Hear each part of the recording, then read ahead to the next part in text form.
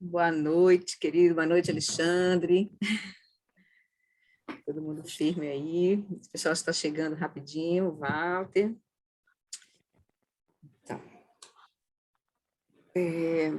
A gente vai começar hoje como sempre, com as preces. Eu vou fazer uma prática conduzida, porque eu queria que a gente perdesse um pouco menos tempo na prática hoje, para não fazer os 24 minutos com o Lama.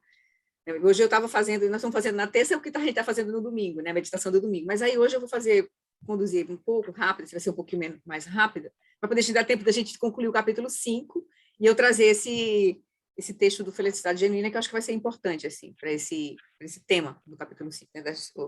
Olhar as distorções mentais como a causa do sofrimento, né?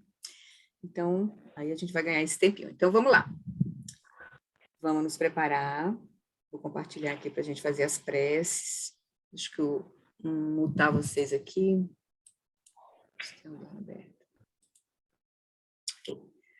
Boa noite para quem ainda chegou agora. Então, vamos lá. Vou compartilhar a prece para a gente iniciar com as preces. Então, se acomoda de forma aí confortável. A gente vai iniciar com a prática, né? Então, silêncio, um pouco de silêncio. Mas antes a gente se conecta, né, com a nossa motivação e se conecta com a linhagem dos mestres desde o Buda, que nos trouxeram essa sabedoria, essa lucidez que está chegando até nós através desses ensinamentos, através do Lama Alan Wallace, através do John Lin. Mas essa é uma tradição viva desde o Buda. Na presença de Guru Rinpoche, que foi o praticante indiano que levou o budismo no Tibete, estabeleceu o budismo no Tibete. Então, a gente se conecta com a linhagem, se sente afortunado por estar nesse momento, podendo praticar um mundo que está tão difícil para as pessoas. Então, nós temos muitas bênçãos, assim, que a gente possa aproveitar sem perder tempo, de forma profunda, esses ensinamentos, e nos sentirmos afortunados para podermos realmente praticar, transformar nossas mentes e ser de benefício aos outros. A gente vai tomar refúgio nas 3 joias, né, representada pelo Lama, e vamos fazer o voto de Bodhicitta, que é desenvolver essa mente de lucidez para trazer benefícios verdadeiros a nós mesmos e aos outros. Namo, no Lama, que é a corporificação dos Sugatas, da natureza das 3 joias, eu, juntamente com os seres dos 6 reinos, tomamos refúgio até a nossa iluminação. Namo, Namo Lama Deshedu Peku Kuncha Sungira Zena Dadandru Senchena Chanchu Wadu Kyapsuchi. Voto da Bodhicitta. Para benefício de todos os seres, eu faço surgir o espírito do despertar e cultivo a realização do Lama como Buda. Por meio de atividades iluminadas, treinarei cada ser de acordo com suas necessidades e faço o voto de liberar o mundo. Semkedru Akundon Tu Lama Sangedru Neni Ganla Gandu Trileki Drua Drua Dam Chau. Então, a partir da prece das 7 linhas, a gente pede as bênçãos de Guru Rinpoche e toda a linhagem da nossa prática hoje, para o encontro nosso com a nossa mente, com os ensinamentos, com o Dharma. Na fronteira noroeste de Odiana, no coração de um lótus, está sentado aquele renomado como Padmasambhava, que alcançou o espantoso Supremo Siddhi e está cercado por uma hoste de muitas dakinis. Seguindo suas pegadas, dedico-me à prática. Por favor, aproxime-se e conceda suas bênçãos. Guru Pema Siddhi. Om Agenu Genu Jansam Pema Gisadum Pulam Yansen Chagi Nyodrumi Pema June Jesudram Kudu Kandro Mampeko Keki Jesudadruki Jinji Lopti Shesu So Guru Pema Siji. Então, com essa motivação, a gente então procura uma posição confortável para a gente cultivar um pouco da quietude em alguns minutos, para iniciar nosso estudo hoje.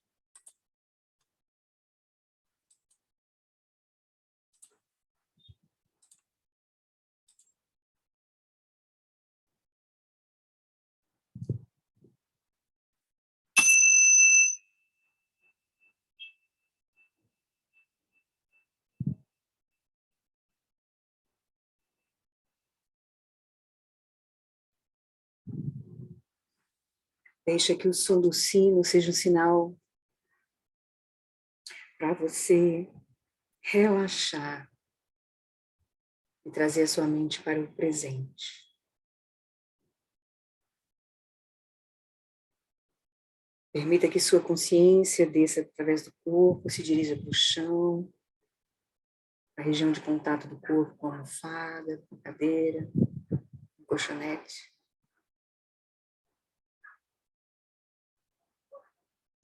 Simplesmente fique consciente das sensações onde o seu corpo está tocando a almofada ou a cadeira. E apenas descanse aí, quietamente, nesse espaço não conceitual. Apenas observando as sensações táteis diretamente.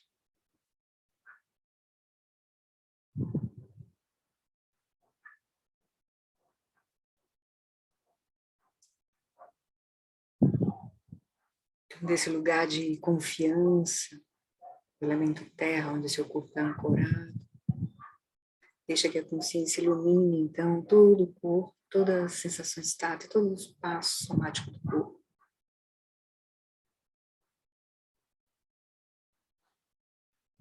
E à medida que você inspira, você toma consciência de todas as sensações táteis, alguma tensão que esteja no corpo. E à medida que você expira, você solta e relaxa as tensões.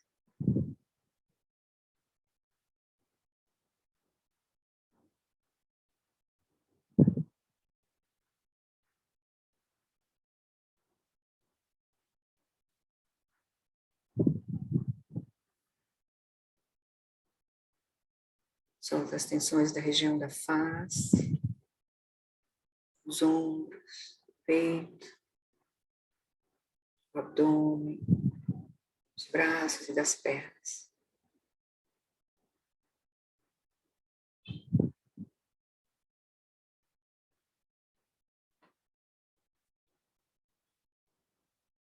E a cada expiração, vá permitindo que o corpo relaxe completamente e se aquiete na postura.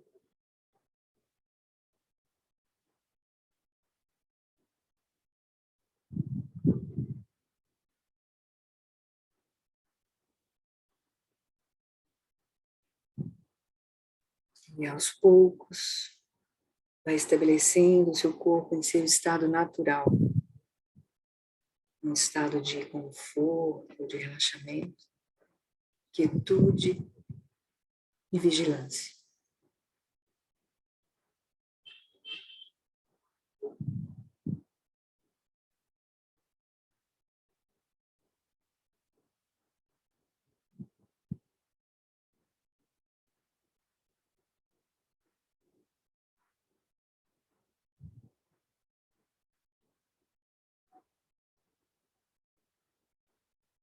Com o corpo, então, quieto, relaxado e vivo.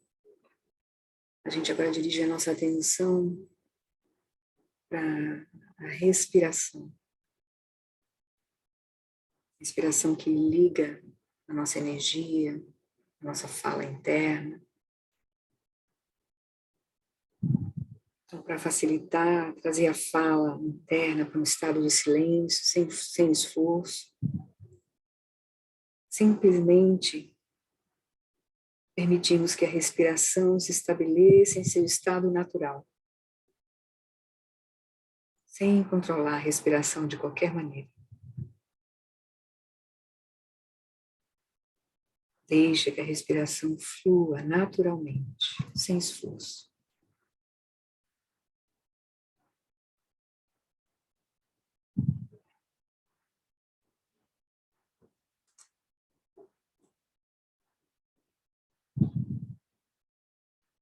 Com cada expiração, deixe que o corpo relaxe mais profundamente. E também com cada expiração, deixe ir quaisquer pensamentos que estejam surgindo. Solte-os alegremente.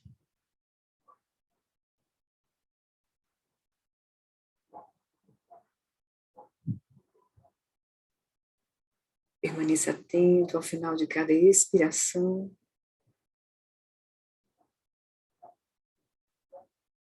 Atento e quieto ao final de cada expiração.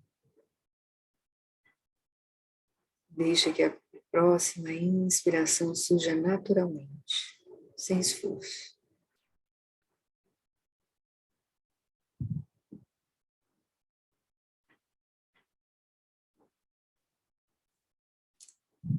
Dessa maneira, permita que a respiração se estabeleça em seu ritmo natural.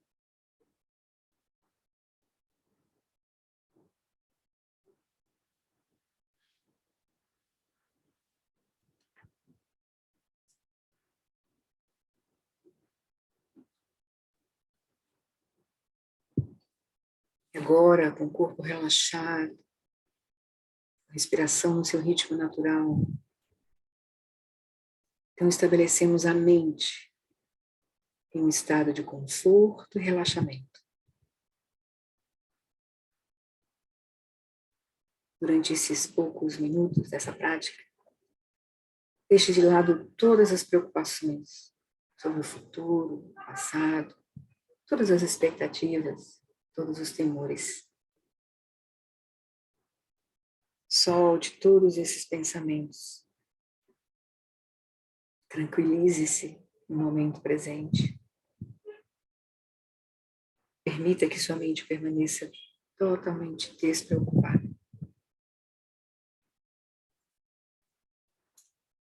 Deixe que sua mente descanse na quietude do momento presente.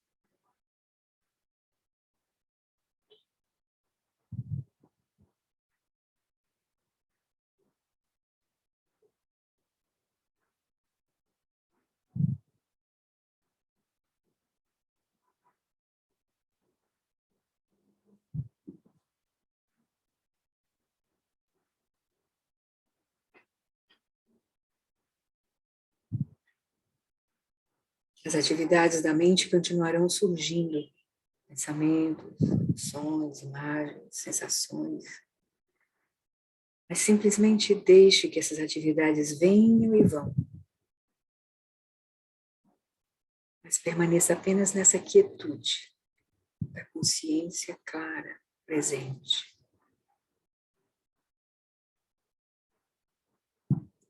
Fique nessa quietude da consciência, em meio aos movimentos da mente.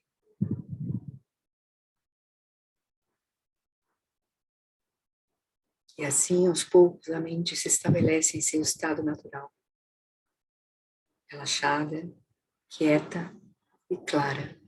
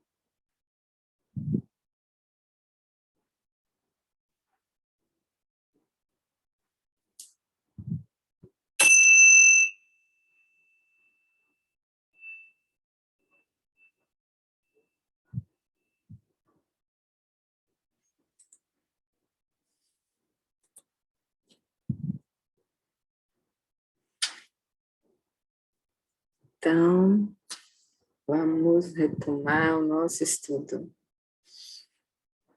Boa noite para quem chegou depois, que a gente não viu. Então tá, queridos. Alguma questão antes da gente começar? Tudo bem? Então tá. Então vamos seguir. Deixa eu encontrar aqui o Kindle. Aqui.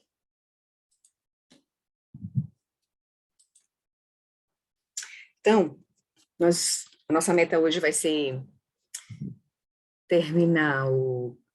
Deixa eu voltar assim um pouquinho aqui para a gente ver. Então, a nossa meta hoje vai ser terminar o capítulo 5. Nós temos ainda 2 tópicos para a gente olhar no capítulo 5. Livre-arbítrio, que a gente vai retomar agora, e a natureza e os efeitos das distorções mentais. E aí eu vou complementar esse tópico aqui das distorções mentais com um texto do Lama do Felicidade Genuína, que ele vai explicar um pouco como é que a gente vai fazer isso, assim, né? Como é que realmente a gente vai ver os efeitos, né? A natureza e os efeitos das distorções mentais. Porque aqui ele está, nesse capítulo, ainda apresentando a visão. Nós estamos conceitualmente tentando entender o que o Buda viu, né? Qual a natureza do sofrimento, a fonte do sofrimento. Né? No tópico anterior, né, ele falou sobre as distorções mentais, né? Nos apresentou as distorções mentais como a causa do sofrimento, né? A fonte essencial de todo o sofrimento está na mente, né? E principalmente nas distorções mentais. É o ponto. A gente vai ter que, depois, realmente, na nossa prática, quando a gente aí realmente estiver praticando, porque nós estamos vendo, né? Estamos visão, estamos olhando, assim.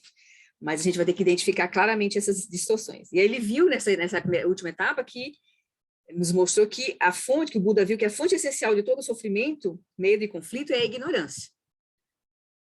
Não, aí ele mostrou que nós temos 2 tipos de ignorância. Uma ignorância passiva, que seria uma condição de desconhecimento, um não saber, né, uma ausência de consciência clara, e outro tipo de ignorância, que é uma ignorância ativa, que é uma ignorância que não se limita a desconhecer a natureza dos eventos, mas os interpreta ativamente de forma equivocada, né? E essa interpretação, a principal interpretação dessa ignorância ativa é atribuir um senso de eu e meu à nossa experiência. Esse é o ponto, o nó principal. Né? E ele vai ver que quando a gente vai olhar de forma profunda quem é esse eu, que a ignorância designa como o senhor do corpo e da mente, a gente não vai encontrar. Isso, aqui nós estamos vendo o que o Buda viu, mas a nossa prática vai ser olhar isso diretamente, né? E aí nós não estamos aqui fazendo prática ainda, mas aí eu vou trazer um pedacinho do Felicidade Genuína, onde ele vai aplicar a atenção plenamente, para ver como é que vai ser isso, assim. Que eu acho que é legal a gente já ter um sabor, assim, né, do que a gente vai ter que fazer, né? Acho que é legal aproveitar esse momento aqui, né, desse tema, a gente não deixar passar, porque o próximo capítulo já é um tema ainda mais difícil ainda para a gente, né, que ele vai falar sobre o karma e os efeitos do karma na continuidade dessa consciência. Né? Então, ele vai dizer que essa falsa noção de eu é inata, a gente já, quando a consciência já está operando a partir de um corpo, quando a gente já nasce com essa ignorância inata, e ele falou, para piorar a situação, a gente tem ainda no processo de educação, né, quando essa configuração mente-corpo começa a operar, os sentidos, tudo, vem a processo de educação, e aí a gente constrói ainda teorias, né, e justificativas adicionais que vão, digamos assim, defender a ignorância inata. Né? Eles sujeitam uma ignorância adquirida. São coisas que a gente vai colando, a gente vai criando um monstrinho, assim, um pouco, né? Esse senso de eu, essa identidade pessoal vira um monstrinho, assim, mas desnecessariamente, né? Aí é o engano, é toda o samsara se instalando, né? Aí ele, só retomando um pouquinho, né, os temas do tópico passado. Então ele vai dizer que o Buda declarou que a noção desse eu substancial e autossuficiente que está no comando do corpo e da mente é uma delusão, é uma noção falsa, é um engano, né? É um engano que opera, mas é um engano que opera e tem consequências, né? a noção de identidade pessoal autoexistente é inata, mas também é ignorante e atua como uma fonte de sofrimento. Então, ela opera, tem causalidade, né? Porque gera o quê? A ignorância vai gerar, ele vai dizer, então, várias outras distorções, mas as duas outras distorções que são fundamentais, que é o apego e a aversão, né? O ódio. Aí depois ele falou um pouco sobre isso, como é que isso distorce a mente ainda, como é que o apego distorce a mente, porque a gente só vai ver as qualidades, né, a gente foca nas qualidades positivas e a gente remove da consciência as qualidades negativas do objeto que a gente está focando, que esse senso de eu está focando, separado, né, da experiência, a aversão, ao contrário, ele vai focar naquilo que é negativo do objeto que a gente está focando, né? E essas três aflições mentais, ignorância, apego e ódio-apego, são as raízes do sofrimento. A partir daí que surge toda a roda do samsara, assim. Não é à toa que eles estão representados naquela... A gente não viu ainda, mas a gente vai dar uma olhadinha quando terminar, acho que esse e o outro capítulo. A gente dá uma olhadinha, é melhor quando terminar o próximo capítulo. A gente dá uma olhadinha naquela figura da roda da vida que explica samsara, assim, né? E aí o centro da roda da vida são os três animais, essas três aflições. Né? E aí ele depois viu também nesse tópico que a gente viu na terça passada, ele viu mais três outras distorções: o orgulho, a dúvida e a visão que se agarra a extremos. Então, tudo isso são distorções que vão surgir da ignorância. Fora isso, tem várias classificações aí, tem mais distorções derivadas, né? Mais aflições mentais derivadas ainda dessas seis distorções principais. As três, né, que são fundamentais: a ignorância, o ódio, o apego, depois surge o orgulho, dúvida e visões que se agarram a extremos. Aí daí ainda tem mais 20 derivadas de uma das classificações, por exemplo, que o Lama usa para a gente.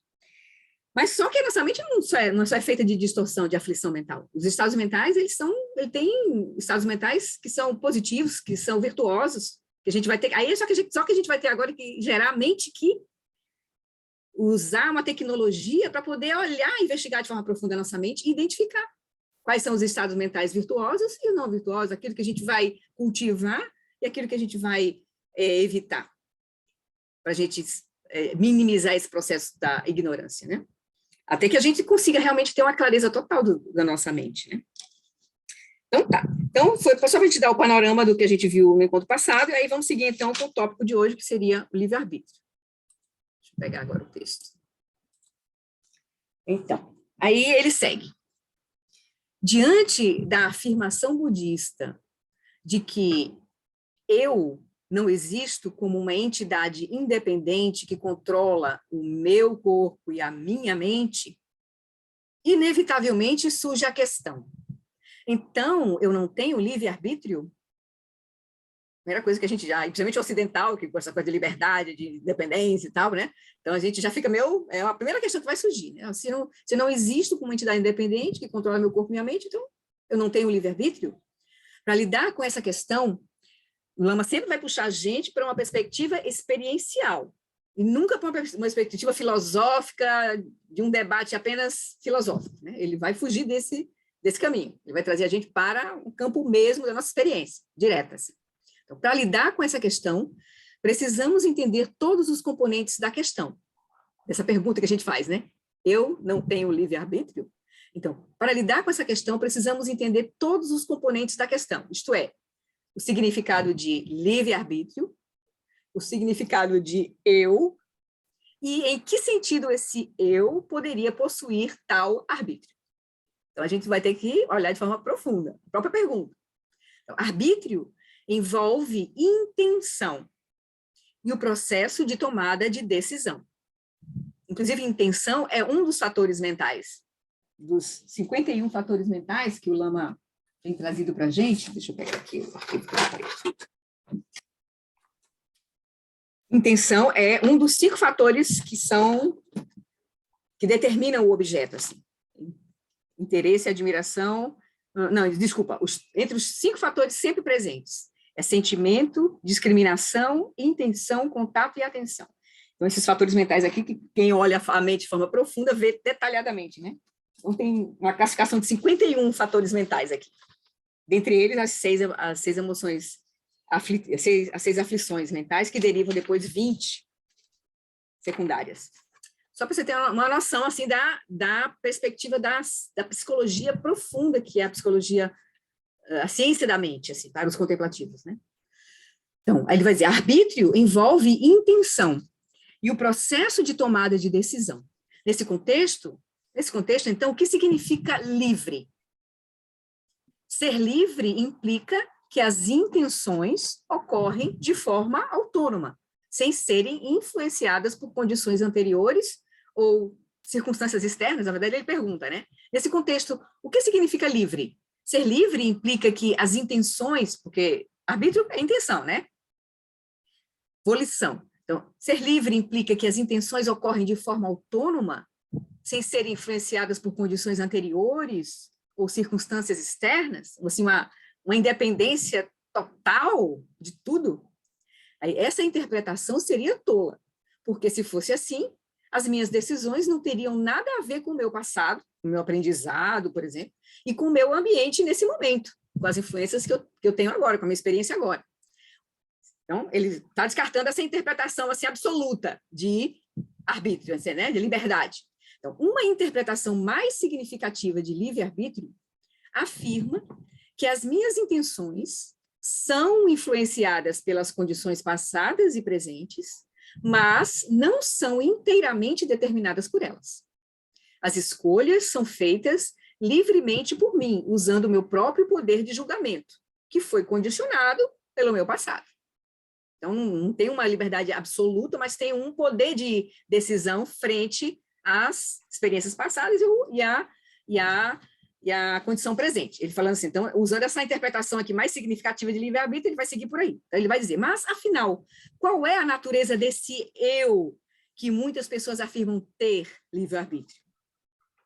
Se o budismo está certo, e eu não existo como uma entidade independente, absolutamente no comando do meu corpo e da minha mente, incluindo, então, aí a minha vontade, então a noção de ter livre-arbítrio torna-se muito problemática. Independentemente da forma como eu poderia existir, surgem outras questões.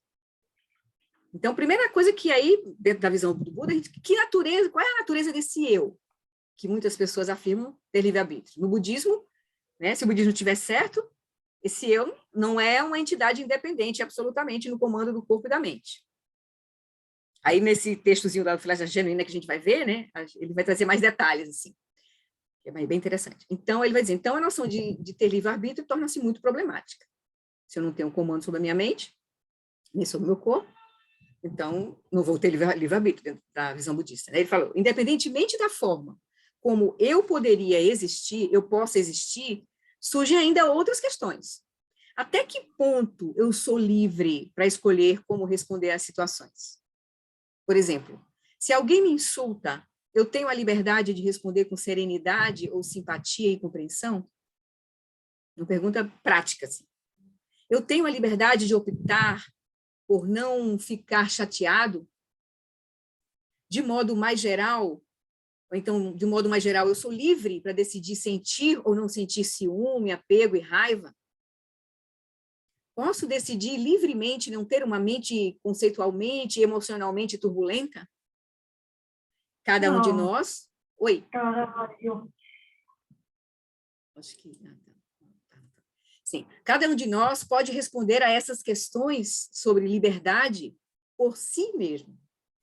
Ou seja, olhando realmente de forma profunda a nossa experiência, se a gente tem de fato essas liberdades aqui, por exemplo, nessas situações. E a maioria de nós provavelmente irá responder imediatamente que não tem essa liberdade.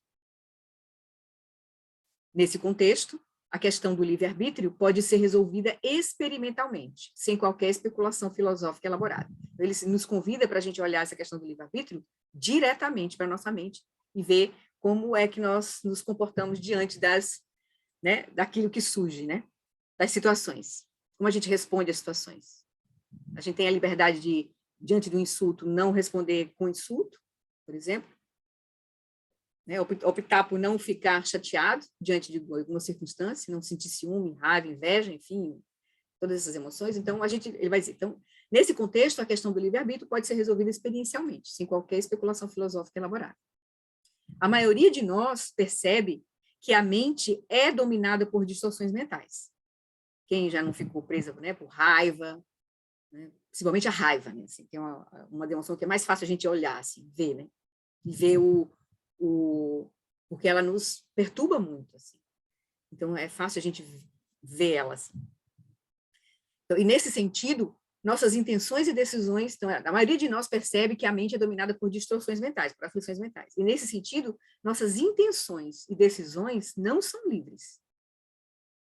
Enquanto a gente estiver dominado pelas aflições mentais, nós não teremos essa liberdade. Nossa intenção vai estar conduzida por essas aflições.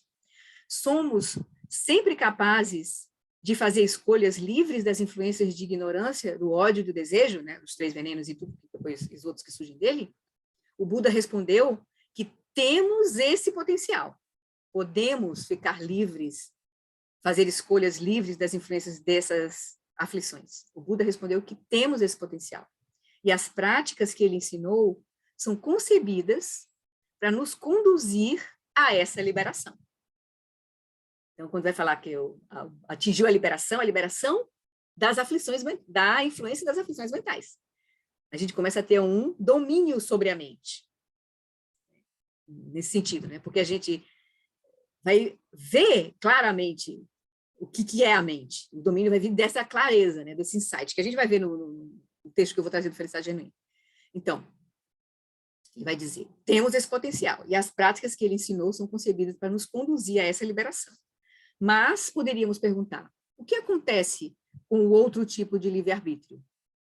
Ou seja, mesmo quando a minha mente não está dominada por uma distorção mental, posso então fazer minhas escolhas livremente? Em outras palavras, posso me distanciar das influências mentais, ainda que sejam virtuosas, tais como sabedoria e compaixão, ao exercer o livre-arbítrio? Para podermos responder a essa pergunta de forma satisfatória, acredito que devemos ter um insight, uma experiência direta, um insight experiencial profundo sobre a maneira pela qual nós, de fato, existimos. Sem isso, qualquer resposta que afirmar ou negar a existência do livre-arbítrio será incompleta e possivelmente enganosa. Então, ele coloca a questão do livre-arbítrio aqui, porque é uma coisa que vai surgir na nossa mente, principalmente na nossa mente ocidental, mas ele diz, a resposta não vem facilmente, e não vai ser a partir de questões filosóficas, vai ser realmente olhando diretamente a nossa natureza, a maneira pela qual nós de fato existimos, e como é que a nossa mente funciona. Aí a gente vai poder ver de fato o que é, se temos ou não temos essa liberdade. O caminho do Buda é para a gente reparar a liberdade. O Buda é aquele que despertou, tem a liberdade última. Mas aí a gente vai saber como, né? Esse é o ponto, né? O caminho vai ser para a gente, e o caminho vai ser olhando para dentro, para a nossa própria mente. Então, seguimos.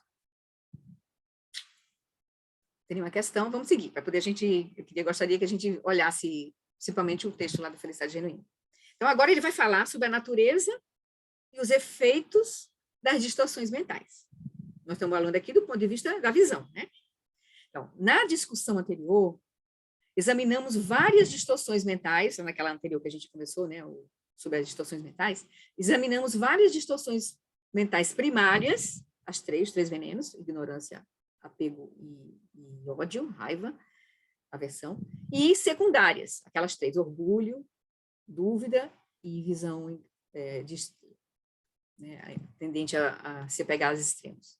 Ele vai dizer, então, vimos essas distorções e há muitas outras que não foram mencionadas. Só na listinha que ele deu para a gente aqui no retiro que ele focou, a gente olhar isso, tem 20 mais distorções mentais surgidas dessas 6. Então, o que todas elas têm em comum? Quais são os critérios para designar um evento mental como uma distorção? Então, nem todo evento mental é uma distorção mental. Aí a gente vai ter exatamente essa clareza para olhar. Então, o que é que torna um evento mental uma distorção ou uma aflição? O termo sânscrito que eu traduzi como distorção é klesha. que significa literalmente aflição. Ignorância, ódio, apego e seus derivados são kleshas, aflições. E todos eles nos trazem angústia e insatisfação, perturbam a energia da mente e distorcem também a percepção da experiência. Perturbam a energia, nesse sentido, né, essa distorção e essa aflição, e distorce a percepção. Então, são as causas essenciais de todo o comportamento não virtuoso e do sofrimento, as aflições mentais, os kleshas. No entanto, devo acrescentar que o sofrimento mental e físico em si não são considerados kleshas. Na verdade, o sofrimento pode surgir junto com um estado virtuoso da mente, como, por exemplo, compaixão. Você, por ter compaixão, você pode sentir tristeza, por exemplo, né? Ou sofrer por uma outra pessoa, né? Então, existencialmente, os kleshas, as aflições, nos afligem por perturbarem a harmonia e o equilíbrio da mente. Nem todo evento mental é uma aflição, né? Então, cognitivamente, existencialmente nos afligem por perturbarem a harmonia e o equilíbrio da mente, e cognitivamente eles distorcem a percepção da realidade. Então, as aflições mentais têm esses dois efeitos, de afligir ou perturbar a energia, a harmonia, o equilíbrio da mente, mexe com a energia da mente, e cognitivamente distorcem a percepção da realidade. A gente viu, né, que quando a gente tem apego, a gente enaltece as qualidades. Quando a gente tem aversão, a gente aumenta as qualidades positivas, né, no caso do apego. E quando a gente tem aversão, a gente enaltece as qualidades negativas. Então, fica distorcida a nossa percepção. Quando tem orgulho, quando tem dúvida, né? Quando tem inveja, quando tem, enfim, a lista é grande aqui, né? Orgulho, né? Quando tem pretensão, decepção, inveja, crueldade, e vários outros aqui, que eu estou em inglês aqui, não vou dizer agora. Sim, então, ele vai dizer, então as aflições têm esses dois problemas, né? Perturba a harmonia e o equilíbrio da mente e distorce a percepção da realidade. Devido a esse duplo aspecto, tenho traduzido esse termo como aflição mental e como distorção. Aflição porque desequilibra e distorção porque, né, distorce a percepção. É crucial obter uma compreensão teórica clara sobre a natureza dos kleshas em geral e das aflições primárias e secundárias específicas, em particular, para que possamos começar a identificá-los na nossa experiência, né, e explorar sua natureza na vida diária. Para a gente poder aí começar agora realmente a conhecer a nossa mente e ver o que a gente pode ter algum domínio sobre ela. Então, a aflição fundamental é a ignorância. E o antídoto fundamental para essa aflição é o insight. Por isso que todo o caminho vai ser um caminho de trazer luz para a mente, para ver claramente, né? Porque a ignorância é o problema fundamental, ou seja, o não conhecer, né? Não ter uma clareza, né? Uma mente clara, como ele colocou aqui, né? A ignorância passiva, que é essa situação de desconhecimento, uma ausência de consciência clara, e, por sua vez, uma distorção, uma interpretação ativa equivocada, que seria a delusão. Então, o antídoto para isso, para esse veneno fundamental do nosso sofrimento, é o insight. Assim, a tarefa que se coloca diante de nós é afastar a tendência de ignorar ou de reprimir as distorções mentais. Olha que importante ele está dizendo aqui. A tarefa, então, número 1, a gente entendendo esse contexto, a tarefa número 1 que vai se colocar para nós é afastar a nossa tendência de ignorar ou reprimir as distorções mentais. E, em vez disso, a gente vai desenvolver o quê? Insights, uma visão clara sobre a sua natureza e o seu funcionamento. Então, tem que haver uma disposição de olhar, E isso não é fácil, porque a gente cria um monte de... Lembra lá a ignorância adquirida, que são as justificativas no processo de educação, de socialização, de construção dos nossos egos, das personalidades, a gente vai criando máscaras e acho que psicologicamente tem vários termos aí que se usa, né?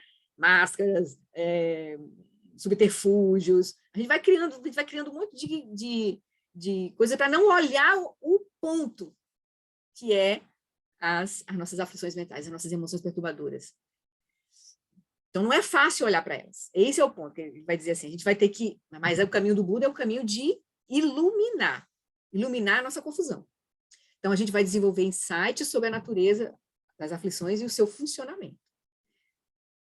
Então, para verificar esses eventos mentais com precisão, é essencial parar de se identificar com eles. A gente que está começando a fazer as práticas de shamatha, tendo esse contexto do Dzogchen, né? De estar presente, sem se identificar com as aparências, né? Encontrar a consciência, aquilo que ilumina a experiência, e ver as aparências sem se identificar com elas. Então, esse é o caminho, que a gente vai primeiro cultivar essa capacidade de estar presente diante das aparências sem se identificar, para depois olhar de forma profunda, que é as práticas de Vipassana. Shamatha e Vipassana. Na verdade, a gente vai unir Shamatha e Vipassana. Esse é o caminho, né? Ele não está falando do caminho ainda aqui, né? Está dando uma visão geral. Então, ele vai dizer, então, para verificar esses eventos mentais com precisão, é essencial parar de se identificar com eles. No início, é aconselhável simplesmente observá-los, examinando a forma como eles surgem em relação aos eventos que os precedem. Então, a gente estava em determinada situação, eu estou aqui consciente, que eu estou aqui agora sentado, quieto, de repente vem uma tristeza, do nada. Isso pode acontecer. A gente está numa prática de retiro e tal, vem um nó na garganta, assim, ou vem uma raiva, né? Então, a gente começa a examinar claramente, assim, né? Eles começam a ficar claros para nós, assim, na nossa experiência. Então, a gente vai começar primeiro só a observá-los, examinando a forma como eles surgem em relação aos eventos que os precedem. O praticante que está fazendo isso, né, deve inspecioná-los com cuidado, distinguindo-os claramente de outros processos mentais que não são distorções, e observar os efeitos que produzem em si mesmo.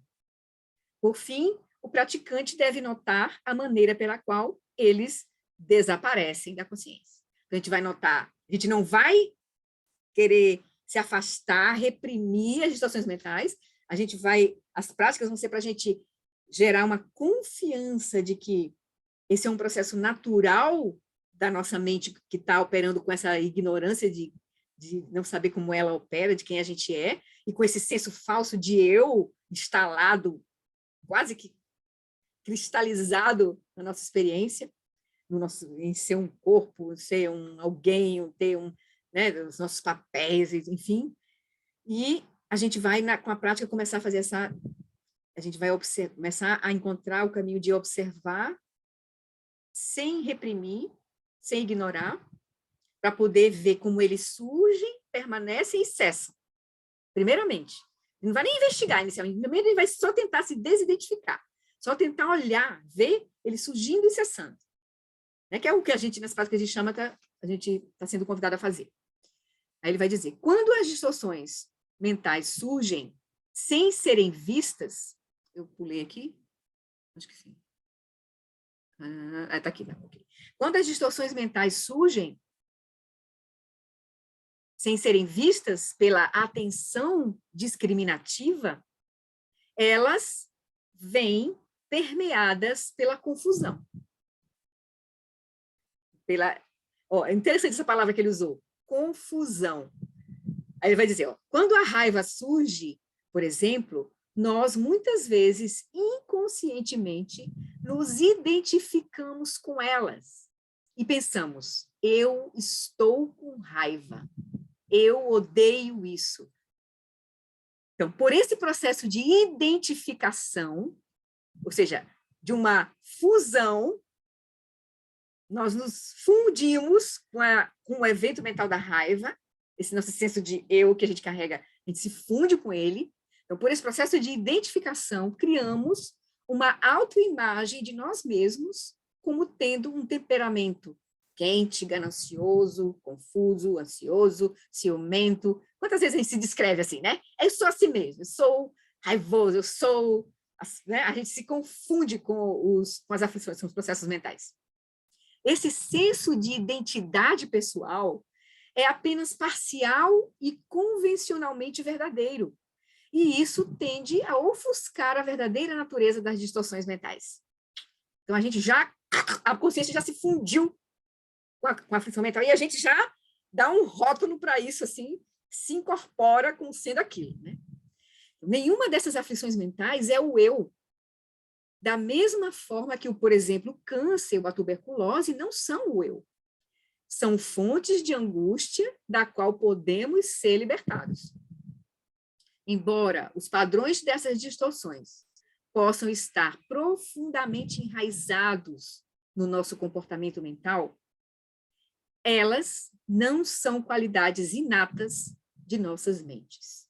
Então, esse é um pressuposto para a gente investigar. O Buda está dizendo que nós não somos, essas aflições mentais não são a natureza da nossa mente. Elas, apesar de elas terem esse poder, elas de nos influenciar, nós nos fundirmos com elas, né, geram esses padrões distorcidos, a gente pode se liberar deles. Senão, né, foi o que o Buda acessou. Nós podemos testar a hipótese budista de que todo o sofrimento decorre de distorções mentais. Podemos testar essa hipótese. E o experimento pode começar assim que uma infelicidade de qualquer espécie surgir. Na nossa próxima crise de raiva, legal é a gente para e senta e olha. Fica com a raiva. A raiva, na verdade, vai ser uma bênção, porque a gente vai ter o material para olhar, né? Com a intenção do praticante, com as bênçãos, né, da linhagem do Buda, com as instruções dos nossos mestres. Pega o livro lá, pega o Felicidade Genuína, que tem o passo a passo de como observar a mente, e a gente, no momento da raiva, daí que é a hora boa da gente pegar a instrução e fazer a prática, porque vai ficar muito claro o negócio para a gente, entende? Quando a gente está bem, mas vai ter uma coisa muito assim fora de propósito, mas o bom é quando está pegando. É o melhor momento. É mais difícil, mas é o melhor momento para o praticante. A gente vai ter que ver que todas as situações que nos colocam assim, nos fazem a gente poder ver aquilo que a gente não estava vendo, são bênçãos para a gente. São bênçãos, né? Mas aí precisa ter uma certa coragem, a gente vai ter uma maturidade aí, vai ter que construir essa maturidade na nossa prática, e aí a gente vai se ter cada vez mais coragem, porque o praticante tem uma palavrinha que se usa, né? Tem um destemor. Vai surgir um destemor frente à nossa própria confusão. Esse é o primeiro destemor, mais importante. E aí a gente, né? Poxa, a vida vai transformar, assim, né? É muito interessante. Aí ele vai dizer, então, nós podemos testar essa hipótese budista de que todo sofrimento decorre de distorções mentais, e o experimento pode começar assim que uma infelicidade de qualquer espécie surgir. Assim que percebermos que a infelicidade surgiu, podemos ver se ela decorre de alguma distorção mental identificável. Normalmente, culpamos algum evento externo pela nossa infelicidade. Mas a falácia dessa resposta, o engano dessa resposta, torna-se evidente quando testemunhamos outra pessoa respondendo ao mesmo evento sem infelicidade. Então, se diante de uma mesma pessoa eu tive raiva e a outra pessoa gosta, onde é que está o problema? Está na pessoa ou está na minha mente? Então, ele vai dizer, quando a gente começa a olhar assim, a gente vai começar a ver que, a gente vai ver que nem todas as nossas experiências não são objetivas e não são confirmadas por todas as pessoas. Então, tem um fator interno que dá significado à experiência, que são exatamente aquilo que está aparecendo na nossa mente e como a gente está, a partir daí, reconhecendo a experiência, né? Então, ele vai dizer, assim que percebemos que a infelicidade surgiu, podemos ver se ela decorre de alguma distorção mental identificável. Normalmente, culpamos algum evento externo pela nossa infelicidade. Mas a falácia, o engano dessa resposta, torna-se evidente quando testemunhamos outra pessoa respondendo ao mesmo evento sem essa infelicidade que a gente estava sentindo. Então, investigando as origens da infelicidade dessa forma, encontramos ocasiões em que as distorções mentais parecem não desempenhar nenhum papel. Por exemplo, podemos sentir angústia no infortúnio dos outros, no sofrimento dos outros, vendo televisão, por exemplo. Podemos sentir angústia no infortúnio dos outros, e pode parecer que a tristeza surge de um interesse inteligente e da compaixão. para aquelas pessoas que a gente está olhando. De fato, é verdade que se não nos preocupássemos com os outros seres, não sentiríamos tal consternação. Mas, por enquanto, a compaixão que sentimos vem sempre acompanhada pela angústia, que não é necessariamente assim que deve ser. A nossa experiência, porque nossa experiência está confusa, quando a gente sente compaixão, tem angústia vinculada. Aí ele vai dizer aqui, mas não é necessariamente assim, a compaixão não leva à angústia.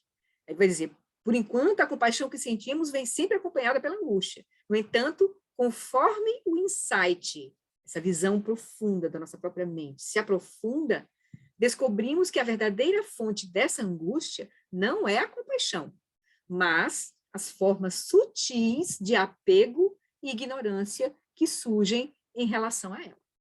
Então, tem algo aí que está fazendo surgir a angústia, e não é a compaixão.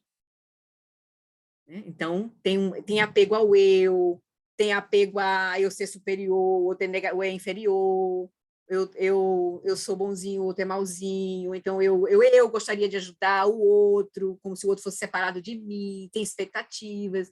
Então, ele diz, essa compaixão que tem angústia junto, tem confusão junto dela. Não está clara, não está operando, né? Ele diz, o mesmo pode ser dito em relação sobre a dor física. Uma pessoa que se libertou das distorções mentais, por meio do cultivo de uma profunda introspecção, ainda pode sentir dor. Não é como se o corpo tivesse recebido uma anestesia geral, porque você se liberou das distorções mentais, pronto, agora você não vai sentir mais nada, tá? Um arco-íris, assim. Não, o corpo está lá, tem seus processos, né? Então, ele vai dizer, mas a experiência da dor, para quem está liberto das aflições mentais, da ignorância, de se achar que é o corpo, enfim, toda essa fixação, a experiência da dor é muito diferente, graças à capacidade de testemunhar a dor como uma sequência de eventos que podem precisar ou não de uma resposta. Então, ele não vai olhar para, o meu corpo está doente. Quando você vai olhar assim, o meu corpo, pronto, você já criou uma situação de sofrimento. Você aliou o sofrimento à dor. Quem está com essa mente clara, experimenta a dor como um conjunto de eventos. O pé está, o dedão está flutuando, aí, ou está, sei lá, está latejando, então precisa colocar não sei o quê, mas não, meu dedo está doendo. Aí, essa é quem está sofrendo com a dor. Quem tem a dor, não tem a distorção mental da identificação com o corpo, né? É experienciador de um outro lugar. Aí a gente pode entender, por exemplo, os grandes seres que sofreram torturas, Jesus, Cristo, por exemplo, vários mestres que foram presos pelos chineses e depois contaram para o Dalai Lama, tal, o que eles passaram e como eles vivenciaram esse processo. A gente nem imagina como uma pessoa pode experienciar, por exemplo, Jesus Cristo, tanto sofrimento, tanta dor, sem expressar raiva, nenhuma aversão àquilo, né? Assim, entende? Então, é porque tá em outro lugar. Ele não está se identificando, está identificado com o corpo. Né? Não que o corpo não esteja sofrendo, mas ele não está identificado com o corpo. Então, não tem um sofrimento colocado sobre a dor. Né? O sofrimento vem do senso de eu, da identificação, da fixação. Ele vai dizer aqui. Então, o tormento do sofrimento físico se deve à ignorância e ao apego, particularmente relacionados com a concepção. Este é o meu corpo. Então, as distorções mentais têm nos afligido ao longo desta e de outras inúmeras vidas no passado. E se não utilizarmos os antídotos de forma eficaz, elas seguirão nos afligindo indefinidamente. Ele vai dizer, aflições levam a mais aflições. Levam a aflição mental, leva a ação negativa, a não virtude, a não virtude leva a sofrimento leva a mais aflição mental, e aí é um ciclo, por isso que é chamado samsara, né? O ciclo da roda da vida, a experiência cíclica, porque a aflição só leva a mais aflição. Então, a gente tem que romper esse ciclo. Aí, o Buda disse que é possível, né? Ele viu, e ele experimentou, e a gente pode ver muitos outros, né, seres, né, avatares, assim, que conseguiram uma mente clara, saberem quem eles eram, eles tinham uma outra experiência com a realidade, como Jesus, por exemplo. Então, vai dizer, o budismo, desculpa, então, as distorções mentais têm nos afligido ao longo desta e de outras inúmeras vidas no passado. E se não utilizarmos os antídotos de forma eficaz, elas seguirão nos afligindo indefinidamente. É o giro sem fim da roda samsara, dessa mente operando com os 3 animais. Então, estamos acostumados a identificar e nos opor a inimigos externos que atrapalham o nosso bem-estar. Identificamos e nos opomos a inimigos externos que atrapalham o nosso bem-estar. Mas durante todo o tempo, continuamos a sofrer devido à nossa incapacidade de reconhecer e combater os verdadeiros inimigos, as distorções mentais. Isso é bom saber disso, porque a gente pode ter um domínio sobre a nossa experiência, né? Domínio e sofrimento, porque o sofrimento depende da nossa mente. Então, se a gente tem o domínio sobre a nossa mente, a gente tem o domínio do sofrimento, não depende dos outros, ou das condições externas, né? Assim. Então, como podemos nos livrar delas? O budismo sugere uma resposta radical às aflições mentais. Não aprenda a conviver com elas. Dissipe-as para sempre. No sentido de iluminá-las e deixar que elas percam seu poder. É nesse sentido, vai ser. Que na hora que a gente ilumina, se você está com raiva, você olha para a raiva, ela não tem o que fazer. Você não vai alimentar. Na hora que você olha, ela desaparece. Ela perde o poder. Aí ele vai dar um exemplozinho aqui, bem interessante aqui, no finalzinho desse capítulo, está acabando aqui. Aí ele vai dizer, então, o budismo sugere uma resposta tão radical às aflições mentais. Não aprenda a conviver com elas, dissipe-as para sempre. Durante incontáveis eras, né, de mundos, elas trouxeram prejuízos incalculáveis ao nosso fluxo mental e, consequentemente, ao mundo que nos rodeia. Os verdadeiros culpados devem ser reconhecidos e podemos começar deixando de nos identificar com eles. Se realmente percebermos que somos vítimas de nossas próprias aflições mentais, se realmente a gente vê como elas operam e o que elas fazem, e que elas é que são o nosso veneno, que o nome é veneno mesmo, né, que ele vai colocar, poderemos parar de nos condenar por deficiências e falhas. Poderemos semear a compaixão por nós mesmos. E, ao fazê-lo, poderemos abrir o caminho para a empatia com os outros que são afligidos da mesma maneira. Então, esse caminho de olhar para dentro, descobrir como a nossa mente funciona de fato, é o caminho que não vai levar a outra coisa a não ser compaixão por nós mesmos e pelos outros. Porque a gente vai dizer, nós não precisamos estar vivenciando isso. A gente pode simplesmente soltar. Não é fácil. Mas não tem outra coisa a fazer. Né? Acho que tem um chat aqui. Shantideva, exatamente. Shantideva diz claramente, né? Os inimigos são as aflições mentais. Então, poderemos semear a compaixão por nós mesmos, e ao fazê-lo, poderemos abrir o caminho para a empatia com os outros que são afligidos da mesma maneira. Então, o Bodhicitta vai surgir naturalmente.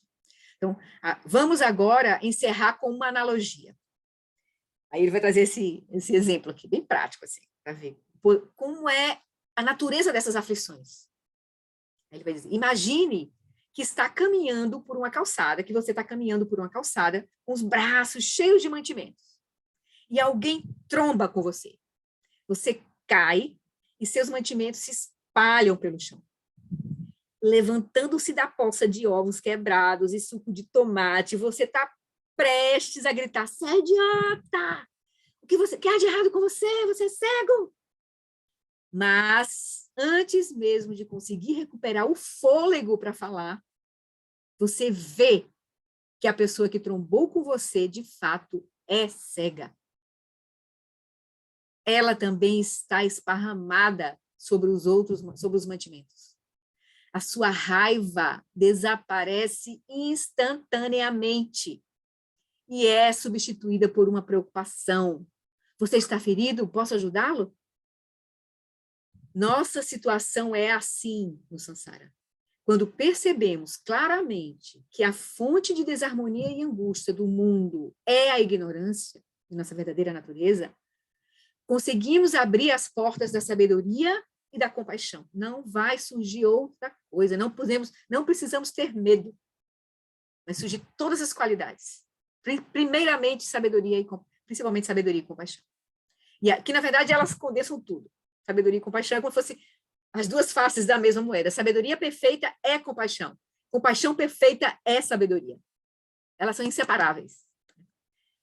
E aí, então, estaremos em condição de curar a nós mesmos e os outros. Então, esse aí é o fim desse capítulo 5, finalmente. As raízes do descontentamento. E aí, antes da gente entrar para o segundo, que é mais desafiador ainda, porque vai falar de karma, das propensões que levam às outras vidas, dos reinos, uma coisa mais ainda que a gente não vai poder, né? Isso aqui a gente pode trabalhar, esse capítulo aqui a gente vai trabalhar, que é o finalidade da nossa prática, olhar para a nossa mente e ver como ela funciona. Aí, por isso que vou trazer um pedacinho do capítulo 6, Atenção Plena à Mente, do Felicidade Genuína, que é o manual de práticas precioso do Lama, onde ele traz as práticas de chamatas básicas, depois ele traz as 4 aplicações da atenção plena, que são as práticas de Vipassana, que uma vez que você tem a mente calma, clara, com chamata, cultivada com chamata, você vai agora investigar, olhar de forma profunda o corpo, ver o corpo, como um fluxo de eventos, as sensações, os sentimentos, a mente e os fenômenos. São as 4 aplicações da atenção plena. Então, eu vou trazer um pedacinho aqui do capítulo que ele fala sobre a aplicação plena à mente. Tá? Eu vou compartilhar com vocês aqui. Quem tem o livro é na página 89.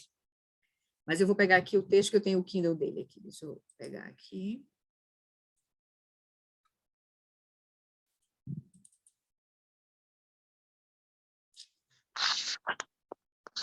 Alguém quer falar alguma coisa?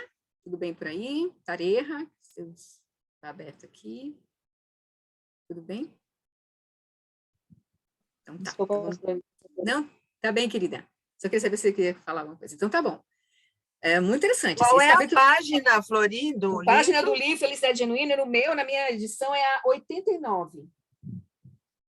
Vou começar já no capítulo andado um pouquinho, assim, senão não dá tempo da gente ver. Mas eu peguei um pedaço que dá para a gente ver o raciocínio dele.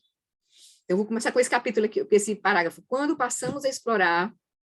Então, ele já iniciou o capítulo, falou um pouco sobre a atenção plenamente, a importância, conduziu uma primeira prática com foco nos eventos mentais. Aí, assim que ele termina a condução da prática, tem uma contemplação adicional.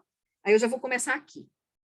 Ele vai dizer, então, imagine que a gente está fazendo a prática de atenção plena à mente, ou seja, o espaço da mente, tudo que surge nesse espaço, pensamentos, aí a gente vai ver as emoções, né, as aflições, raiva, vai ver um monte de coisa. Intenção, compaixão, tem vários fatores. Então, a gente vai ver tudo. Então, a gente está olhando para a mente. Aí ele vai dizer, quando passamos a explorar os extraordinários fenômenos da mente, não há tecnologia que nos permita acesso direto. Nenhuma tecnologia externa. Nem a mais sofisticada aparelho de ressonância, né? Denise, quer falar alguma coisa? Oi, Dê. Na minha edição, não é essa página. Entra no capítulo 6. Entra no capítulo 6. Tem a prática. Aí você tem a primeira prática. Depois que termina a a prática... 97. É a 97. Pronto, é que o meu aqui é 89. Eu acho que é outra edição. Deve ter havido alguma mudança. Para contemplação adicional, então, né? Isso. Aí, mas já na contemplação adicional, vai passar um parágrafo, o segundo parágrafo. Tá? Tá, então, deixa eu... Pronto, deixa eu pegar aqui. Aí. Quando passamos a explorar os extraordinários fenômenos da mente, não há tecnologia que nos permita acesso direto. Se quisermos refinar e ampliar a nossa exploração sobre a natureza dos fenômenos mentais, a única ferramenta disponível para nós é a percepção mental. Lembra que a gente tem a percepção visual, percepção auditiva, percepção olfativa, tátil, gustativa e a percepção mental. No caso, é a consciência mental, né? Aquela consciência que olha para determinado domínio. É a consciência que olha para o domínio domínio visual, domínio auditivo, aí tem aquela que olha para o domínio mental. Então, é a percepção mental. Vamos ter que refinar essa capacidade. Então, de olhar para o domínio mental. Então, não tem outra ferramenta disponível para nós a não ser a percepção mental. Diferentemente dos sentidos físicos, a percepção mental, porque os sentidos físicos, cada um tem a sua campo de percepção, né? Os olhos, ouvidos, nariz, língua, tato. Então, diferentemente dos sentidos físicos, a percepção mental pode ser extraordinariamente melhorada com treinamento. O Dalai Lama, por exemplo, usa óculos desde criança. Ou seja, no campo da percepção visual, né, ele precisa de óculos. Não existe meditação de aperfeiçoamento ocular que possa resolver o seu problema de visão. E há outros grandes lamas que precisam de aparelhos auditivos. Eles não dizem, esqueça o aparelho auditivo, vou apenas recitar o mantra da audição. Não, eu não conheço nenhuma meditação que torne os olhos ou os ouvidos melhores. Eles não são facilmente modificáveis por treinamentos, esses órgãos de percepção aí, nos sentidos físicos. Aí a mente, enquanto órgão de percepção, a percepção mental, a mente enquanto um órgão de percepção, a percepção mental, o único modo de observação que não pode ser melhorado por meio da tecnologia é um tipo de percepção que pode ser enormemente aperfeiçoado por meio de treinamento. Então, é um treinamento que pode ser aperfeiçoado à sua excelência, que é a liberação total, a compreensão total, a percepção total, porque a gente vai perceber que a mente, esse campo mental é que é o construtor da realidade, das experiências. Então, se a gente olha isso de forma profunda, a gente desvenda todo o mistério. Né? Lembra a gente leu, né, no encontro passado, aquele pedacinho lá do budismo com atitude, né? Como é que é o aforismo? O aforismo que a gente leu foi: uma vez encontrada a estabilidade, revele o mistério. Né? Pois bem, nós vamos encontrar estabilidade com Shamatha e revelar o mistério com Vipassana. Então, vamos lá. Então, a percepção mental, o único modo de observação que não pode ser melhorado por meio da tecnologia é um tipo de percepção que pode ser enormemente aperfeiçoado por meio do treinamento. Quando investigamos o maravilhoso reino da mente, podemos perceber de imediato que alguns eventos surgem exclusivamente nesse campo de experiência. Podemos ver diretamente, não por análise ou memória, que um dado evento está acontecendo aqui agora na mente. Como, por exemplo, quando ele iniciou a prática, ele disse assim: crie o pensamento. Esta é a mente. Então, é um evento que está acontecendo aqui agora. Não memória, não. A mente, ela é viva. Ela é criativa e viva. Então, ela tem memória, acessa a memória, mas ela é viva, né? Então, podemos ver diretamente, não por análise ou memória, que um dado evento está acontecendo aqui agora na mente. No reino das atividades e processos mentais, você já notou algumas experiências que parecem acontecer espontaneamente, sem serem convidadas, e que quando chegam, não parecem ser suas? Quem está em retiro e está quieto assim durante muito tempo, vai ver tanta coisa acontecendo na mente, que você, meu Deus do céu, como é que isso apareceu, assim, parece coisa sem sentido, assim, vai, tá, do fundo do baú, vai saindo coisas, assim, conexões, enfim, como se fossem sonhos malucos, né, que a gente tem à noite, por exemplo. A nossa mente está, assim, o tempo todo produzindo conteúdos, né. Aí ele vai dizer, você já aconteceu isso, de ver que, né, tem essas experiências que parecem acontecer espontaneamente, sem serem convidadas, e quando chegam não parecem ser suas? Ou você sente que é o dono de tudo o que entra no seu espaço? Se for assim, no espaço da mente, né? Se for assim, eu hesitaria muito em entrar na sua casa ou em voar sobre o seu país. Nós temos um forte hábito de nos apossarmos de qualquer coisa que entra no nosso espaço mental. Então, tem um hábito aí que ele já está nos chamando a atenção. Quantas emoções você teve, mas que sentiu não serem suas? O que você não se reconhece? Como é que eu senti isso? Por exemplo, situações que você sente, como é que eu pude dizer tal coisa? Como eu pude pensar isso? Tal coisa, né? O que faz com que uma emoção seja sua? Elas são realmente íntimas e pessoais. Claro, isso acontece aí, dentro da nossa mente. Em outras ocasiões, você também pode experimentar pensamentos como se fossem um bando de pássaros voando pela sua mente, como se estivesse ouvindo secretamente uma conversa da qual você não está participando. Você não consegue parar a mente, assim. A mente começa a tagarelar sem você ter domínio sobre ela. Então, você pode ter percebido uma imagem que simplesmente surgiu, talvez uma memória, sem qualquer impressão de que seja sua. Você apenas a experimentou. No entanto, se aparecer um desejo do tipo, eu realmente preciso mexer a minha perna, o mais provável é que você se fixe a isso como meu. Esse é o meu desejo, a minha decisão, né, de mexer minha perna. Então, quando começa a se sentir também outra situação, quando você começa a se sentir desapontado, perturbado, ou quando começa a se sentir feliz ou animado, ou seja, quando os pensamentos, os processos mentais mexem com a nossa energia, você provavelmente tem a sensação de possuir esse sentimento. Há alguma coisa na própria natureza dessas atividades que diga, você precisa tomar posse de mim, sou sua, como uma criancinha dizendo, eu sou seu filho, me leve para casa? Tá nessas experiências isso, essa condição, né? Tá perguntando para a gente, né? Alguns desses eventos mentais acenam a partir de sua própria natureza. Aí, acho que é uma outra pergunta aqui, então. Alguns desses eventos acenam a partir de sua própria natureza, demandando que se aproprie deles, enquanto outros são meramente visitantes casuais? Ou seja, tem alguns eventos que parece que são nossos mesmo, e outros que são casuais, assim, tem nada a ver com a gente. Seria possível que os eventos mentais, por sua própria natureza anterior às projeções conceituais, fossem apenas fenômenos, sendo que habitualmente nos fixemos e nos identifiquemos com alguns deles, enquanto com outros não?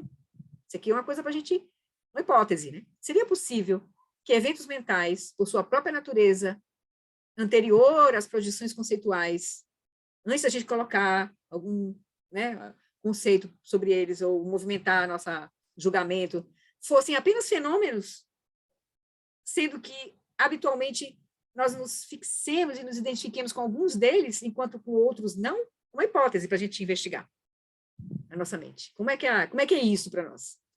Ele vai dizer, então, para o início dessa prática, para o início dessa prática, que ele conduziu, né, ali no livro, teve uma prática anterior, ele diz, para o início dessa prática, sugeri que você gerasse um pensamento de forma deliberada.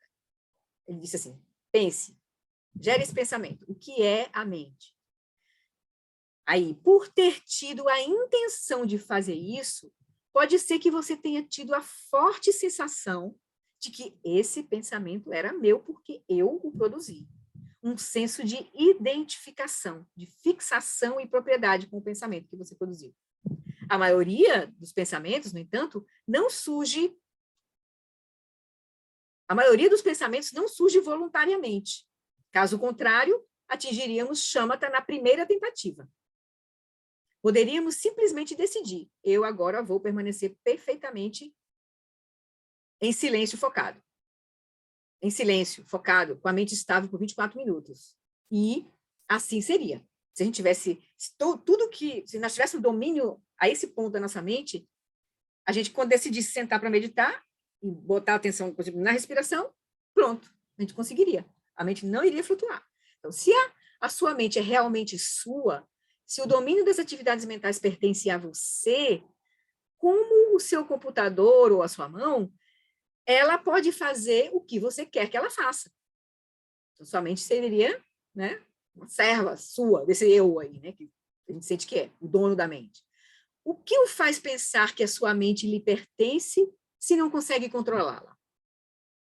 Talvez ela seja apenas emprestada. Ou talvez não tenha nenhum dono. Essa é uma das grandes questões que o Buda levantou. O significado de eu e meu. Então, esse eu que tem essa mente, essa minha mente, eu e minha mente. Então, quando estamos observando os eventos mentais, como é que eles surgem? Eles ocorrem apenas porque queremos que surjam emoções, pensamentos, imagens mentais e desejos, como se fôssemos o capitão ordenando, faça assim? Se fosse esse o caso, estaríamos de fato no comando da nossa nave espacial mental. Mas sabemos que não funciona desse jeito. Muito do que acontece na formação dos fenômenos mentais ocorre por conta própria. Do ponto de vista budista, isso não acontece a partir do caos. Absolutamente sem qualquer causalidade. Então, do ponto de vista budista, esse funcionamento da mente não acontece a partir do caos, absolutamente sem qualquer causalidade. E nem sob o domínio de um senhor da mente, isto é, de um eu ou de um ego. Não é possível eu pedir para as emoções e memórias saltarem e elas me perguntarem, por exemplo, até onde eu salto? Então, não tem essa coisa assim. Então, em grande medida, elas parecem agir por conta própria, influenciadas por coisas sobre as quais eu tenho pouco ou nenhum controle. Mas essa não é a história completa. Quando você decide pensar o que é a mente, surge o pensamento. Ele surge. Decidiu pensar, surge o pensamento na mente. Você vê. Você pode olhar, né? Aí ele vai dizer, mas 5 segundos depois, pode acontecer outra coisa que novamente esteja fora do seu controle. Portanto, essa mente, né, é uma combinação estranha. A mente não está completamente fora de controle, caso contrário, não conseguiríamos, por exemplo, completar trabalho algum, não teríamos um emprego e nem funcionaríamos no mundo. Mas ela tampouco está totalmente sob controle. Então, tem essa combinação estranha. Os eventos que acontecem na mente não estão uniformemente sob controle e nem uniformemente fora de controle. Então, onde estão as demarcações? O que faz com que algo seja seu? Ao observar a mente e investigar a gama de experiências de eventos mentais, você descobrirá que não são nada mais que simples fenômenos surgindo em um encadeamento de causas. Causas neurológicas, eventos mentais prévios e estímulos ambientais. O cérebro está em um estado de fluxo. O nosso engajamento com o ambiente está em fluxo. Tudo em estado de surgimentos e desaparecimentos momentâneos, conforme causas e eventos aparecem e desaparecem, estimulando outros eventos mentais que nascem, florescem e desvanecem, retornando ao espaço da mente. Então, essa é a visão budista. Nada disso está intrinsecamente sob o controle de um ego autônomo, um eu, um mestre, um homúnculo ou um senhor da mente. Quando se inspeciona com cuidado, mesmo emoções, pensamentos e desejos que você realmente sente como se fossem seus e sobre os quais você sente ter algum controle, acabam se mostrando como não o sendo. Se você olhar de forma profunda, você não vai encontrar um eu que tem isso. Esse eu e meu é uma imputação que a gente coloca sobre o evento, né? Quando se verifica atentamente, vê-se que a aparência de haver uma posse intrínseca é enganosa. Há uma aparente senso de meu. Essa sensação de que emoções e pensamentos são seus e até mesmo a sensação de eu realmente estou no controle deste corpo é falsa.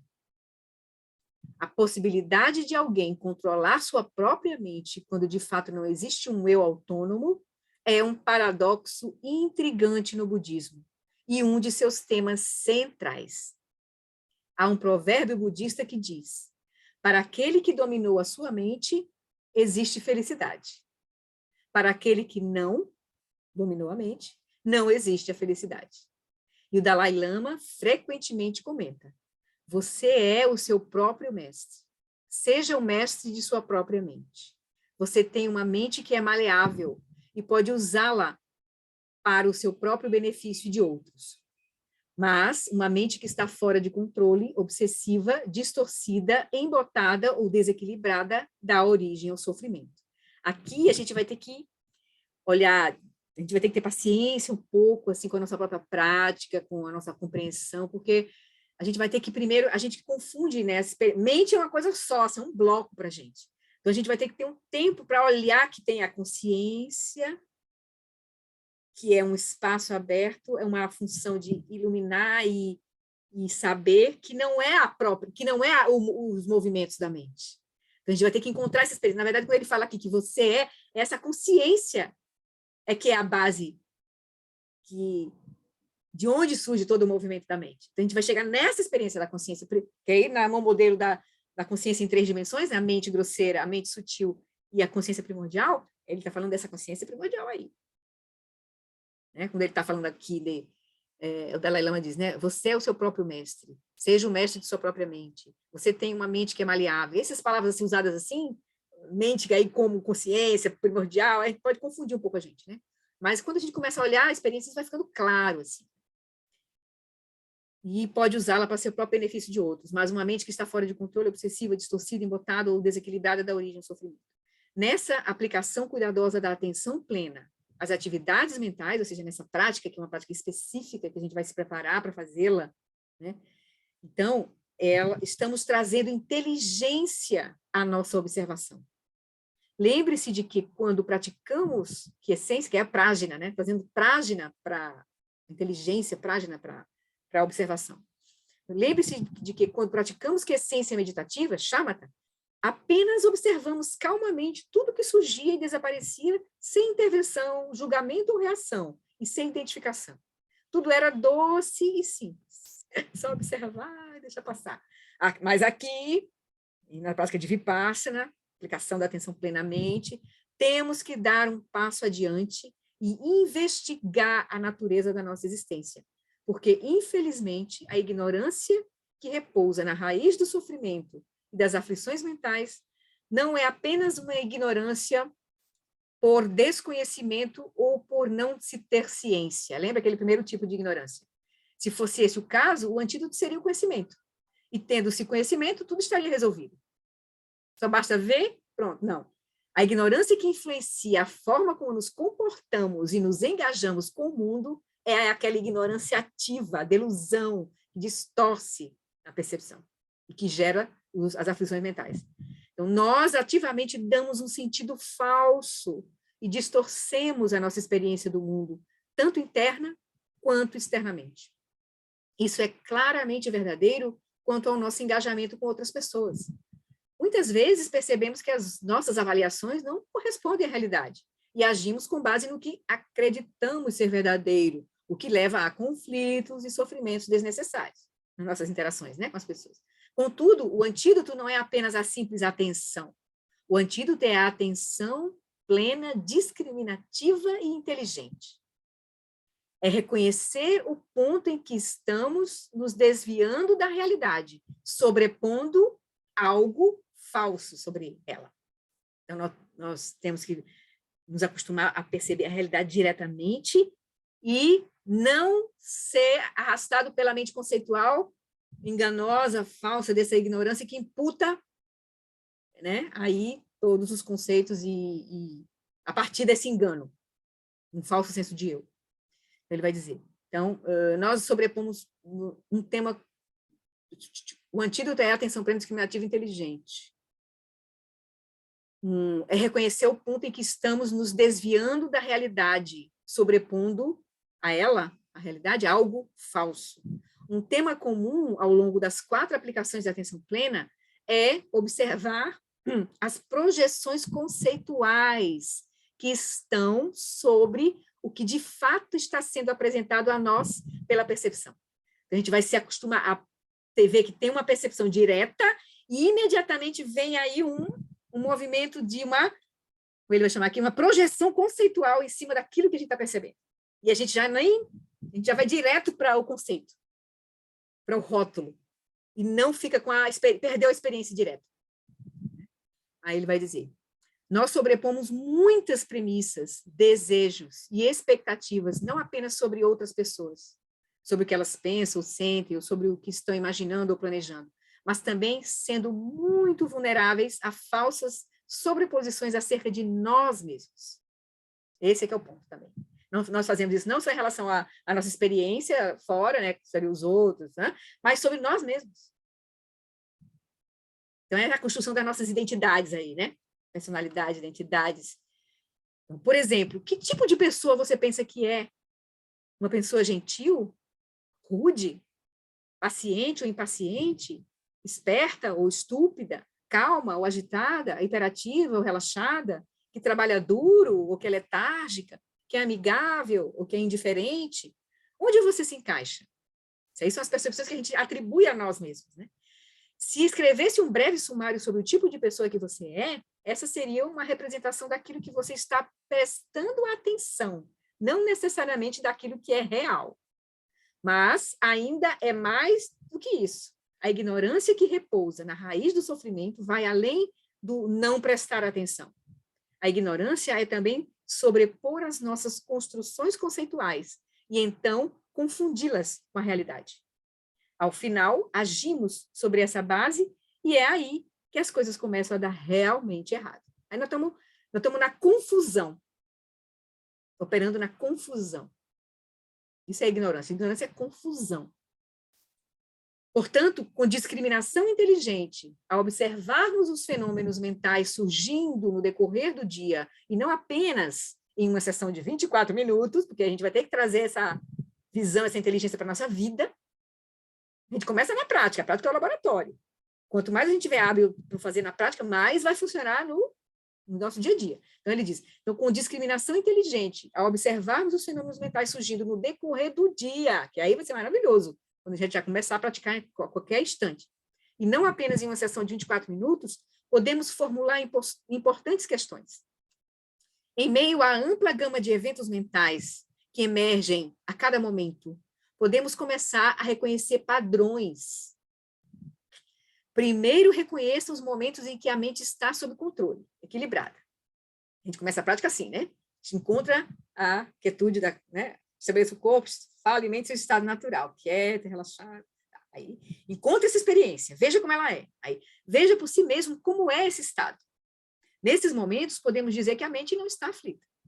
Conforme observa os eventos surgindo na mente, note as ocasiões em que esse equilíbrio é rompido e quando você perde o eixo. Em um momento, você tem acesso à inteligência, à imaginação, à criatividade, à memória, com clareza. Mas, de repente, o equilíbrio se perde e há uma ruptura. Em seu livro, aí tem emoções surgem, né? Em seu livro Emotions Revealed, Paul Ekman chama esses episódios, onde a mente está perturbada, né? A ruptura, o equilíbrio da mente está perturbado por emoção, de desequilíbrio interno de período refratário da emoção, durante a qual o nosso raciocínio não é capaz de incorporar informações que não combinam, não mantêm ou não justificam a emoção que estamos sentindo, o que distorce a forma como vemos o mundo e a nós mesmos. Então, na hora que a gente está com a mente está no período refratário, ou seja, está operando com aquilo que foi mexido com o movimento da emoção, a nossa inteligência, nosso discernimento se turba. E aí a gente, né, fica muito confuso. Então, é bom quando a gente tem emoção, a gente fica, o Lama diz assim, quando a gente está presa por uma emoção, a gente está como se tivesse um vírus. A gente devia entrar em quarentena. O Shantideva diz, deveríamos tornar um pedaço de pau. Se você percebe que a raiva surgiu, torne-se um pedaço de pau. Não faça nada naquele momento. Já é uma disciplina, já é alguma coisa. Aí você pode até agora parar e olhar. Mas se você se deixa levar, você vai fazer muita confusão. Então, esses momentos que rompem o nosso equilíbrio são toxinas da mente, porque nos afligem, perturbando o corpo e a mente. Quando contaminam a nossa fala, as nossas palavras se tornam instrumentos de dor, pois são usadas de forma abusiva, cruel, enganosa, desonesta ou manipuladora. Quem já não passou, já não conseguiu ver isso, até depois, assim, né? Eu não devia ter dito isso. Bom, quando as aflições mentais ou kleshas poluem o nosso comportamento físico, podemos fazer coisas com o corpo que são destrutivas ou perigosas a nós mesmos e aos outros. Mas devemos estar sempre conscientes de que esse dano se origina na mente. Você é capaz de reconhecer tendências mentais aflitivas e de observar por si mesmo que elas são prejudiciais à sua saúde? Por outro lado, você é capaz de encontrar qualidades que intensificam o bem-estar mental? Aí é outro lado da moeda, porque a gente vai olhar e vai olhar também aquilo que é favorável. Que a mente não é só a aflição. Os processos mentais têm processos mentais virtuosos que a gente vai cultivar. Aqui, por exemplo, nessa lista tem 11 estados virtuosos: fé, dignidade, propriedade, não apego, não agressão, não delusão, entusiasmo, flexibilidade, conscienciosidade, imparcialidade, não violência. Tudo são estados mentais. E esses a gente vai cultivar, né? Deixar que eles aumentem. Porque a gente está nessa mente ainda dual, mas quando a gente estiver na mente pura, isso é natural. Não tem aflição mental na mente pura mais. Porque não tem um eu sustentando, não tem um engano, não tem ignorância. Né? Então, esses momentos que rompem o nosso... quando contaminam o nosso corpo, né? Mas devemos estar sempre conscientes de que esse dano se origina na mente. Você é capaz de reconhecer, então, tendências mentais aflitivas e de observar por si mesmo que elas são prejudiciais à sua saúde? Por outro lado, você é capaz de encontrar qualidades que intensificam o bem-estar mental, que quando influenciam suas palavras, você se expressa com clareza, gentileza e inteligência? Podemos tornar as pessoas bastante felizes com a nossa voz e também com as ações físicas. Reconheça o que é saudável e o que não é saudável. Fundamentalmente, não há nada de moralista nisso. Trata-se de uma questão pragmática. Muito legal ele terminar com esse... parar aqui, mas com ver que investigar a mente, descobrir quem nós somos, não é uma questão religiosa, é uma questão muito prática, é para a gente estar melhor aqui agora na nossa vida e no nosso mundo. Então, mesmo que a gente não queira ser um Buda, pelo menos um ser humano melhor, se a gente quiser ser um ser humano melhor, a gente vai ter que olhar para a nossa mente. Então, é muito legal, assim, ele é muito maravilhoso, Lamala vai fundo, assim, né? Ele bebeu nessas tradições, essa aqui é a tradição Theravada, essas 4 aplicações da atenção plena é uma forma de investigar diretamente a realidade. Começando com o corpo, depois com as sensações, sentimentos, depois observando os efeitos mentais, e depois todos os fenômenos, toda a nossa experiência, internamente, externamente, internamente, externamente. Então, veja, é muito interessante, é simples, né? Agora, isso não é fácil. Por quê? Nós estamos fixados, identificados, aderidos, condicionados. Então, o processo todo é soltar esse condicionamento. Vai, Matias. Isso é da Theravada, Flori? As 4 aplicações da atenção plena é uma prática do Theravada, é. Ah, é? É. Não Ele sabia. explica, pode dar uma olhadinha aqui no livro que ele vai te explicar, ou no Felicidade Genuína. Felicidade Genuína. Ok. E tem agora, saiu em português, o inglês é o Minding Closely, que é ele explicando as 4 aplicações da atenção plena. Aí a equipe do Paz e Mente, ligado à editora Paz e Mente, fez a tradução. Ele colocou, olhando de perto, as 4 aplicações da atenção plena. Então, é um só dedicado às 4 aplicações da atenção plena. Aqui no Felicidade Genuína tem 4 capítulos, né? Um para cada aplicação. Tá mais resumidinho, mas tem tudo assim também. E esse aqui é mais detalhado, mais detalhes sobre a prática. Né? E tem também retiros do Lama que ele já deu, né? Sim. Eu não sei se ele nos retiros de 8 semanas ele está trazendo de novo as 4 aplicações da atenção plena, a importância da gente praticar, porque como ontem naquele encontro de domingo, né? A gente não a nossa consciência está presente, está aqui agora, mas para a gente acessar isso tem que atravessar com todos os meios hábeis possíveis, estudando, praticando, né? Vendo Prajnaparamita, olhando com lógica a não dualidade da experiência, né? Então, a gente vai usar todos os recursos, mas importante é aquele que é o mais direto possível à experiência, né?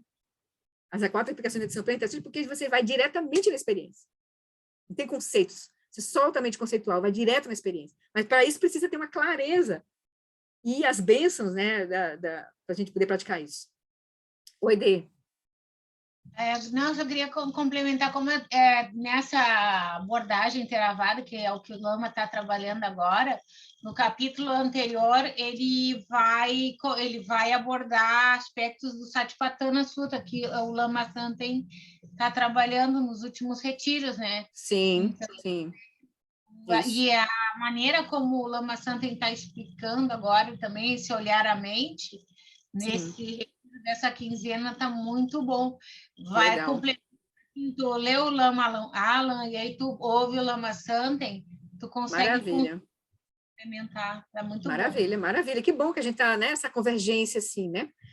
É isso. Deixa eu só terminar hoje com um videozinho do Mingyur Rinpoche falando sobre esses três, o senso de eu, os três sensos de eu, é 2 minutinhos, tá?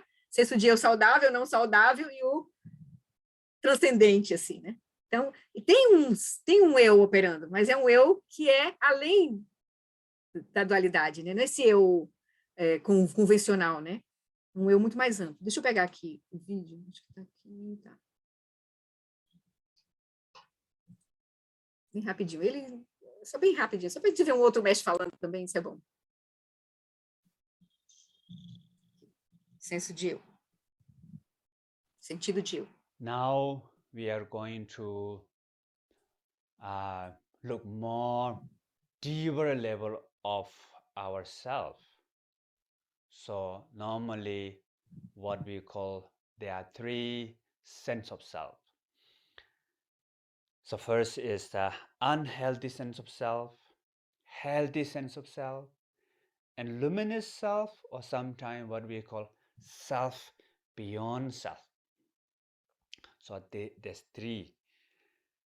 Okay, so now I would like to introduce general level of what are these 3 sense of self. Unhealthy sense of self, the first is unhealthy sense of self, what we call the self that we perceiving ourselves as what we call permanent, independent, and single, sometimes what we call singularity, independent, and permanent. And these 3 are actually one. What I telling you is from the different aspect, actually just one. So combine these 2 together, unhealthy sense of self. But at the same time, what we call this sense of self is also manifestation of wisdom, but we really know full picture of ourselves. If you only fix it with partly, that's the problem. So now second, the healthy sense of self is the opposite of these 3. So multiplicity, interdependent, and impermanent. So when we realize these 3, the self is connected with these 3, that is more healthy, more free, more open, and we can connect with others more. There's love and compassion, there's awareness, there's wisdom, flexible, creative, quite happy and healthy. So now you will know what is luminous self, right? So luminous self is unhealthy and healthy both combined. So luminous self is not permanent, not impermanent, but it has both quality of permanent, quality of impermanent, like that. All these are the 3. So then that is the full picture of who we are.